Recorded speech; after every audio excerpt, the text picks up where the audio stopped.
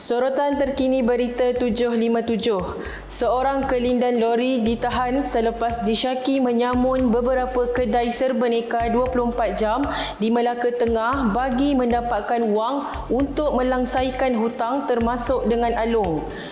Pemangku Ketua Polis Melaka Tengah, Superintenden Halim Abbas berkata, suspek berusia 27 tahun itu ditahan di Solok Bukit Bayan, Bukit Katil kira-kira jam 3 petang Khamis. Menurutnya, 6 kes samun melibatkan kedai serba-neka 24 jam di sekitar daerah itu dengan jumlah kerugian kira-kira RM1,500 berjaya diselesaikan susulan penahanan suspek. Katanya suspek berpura-pura menjadi pelanggan sebelum mengacukan pisau kepada pekerja dan memaksa mereka menyerahkan wang tunai sebelum melarikan diri dengan motosikal yang diparking berhampiran premis. Menurut Halim, suspek yang tiada rekod jenayah lampau dan negatif dadah mengaku melakukan samun kerana berhutang dengan alung serta individu lain. Sementara itu, mayat seorang lelaki ditemui terapung berhampiran jambatan Sungai Air Putih di Kampung Seberang Tayor, Kemaman Pahang pada petang Jumaat.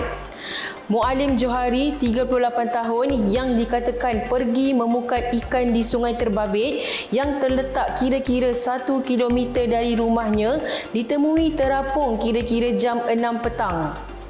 Mangsa yang tinggal bersendirian dikatakan menyara hidup dengan menjual ikan Sungai Salai. Kejadian itu dipercayai berlaku pada petang Rabu ketika mangsa ke Sungai Terbabit untuk memasang pukat sebelum terjatuh ke dalam sungai dan dihanyutkan arus. Mayat mangsa ditemukan tersangkut pada timbunan kayu di tengah sungai berkenaan oleh penduduk kampung. Polis bersama anggota Balai Bomba dan Penyelamat Bandar Baru Ceneh membawa naik mayat mangsa sebelum dibawa ke Hospital Kemaman untuk tindakan lanjut. Dalam perkembangan hiburan, pelakon dan pengacara Cik Puan Sarimah Ibrahim antara selebriti tanah air yang mengucapkan tahniah kepada bintang bola sepak dunia David Beckham atas penerimaan Hollywood Star pada Sabtu.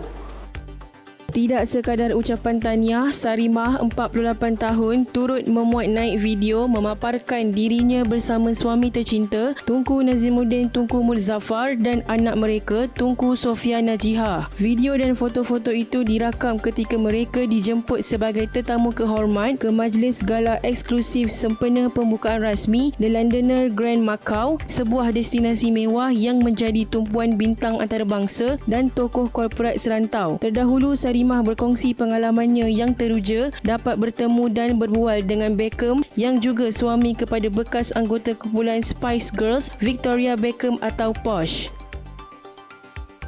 Ikuti perincian berita berhubung kes saman Dato' M. Nasir terhadap syarikat My Taxi dalam berita 757 malam ini.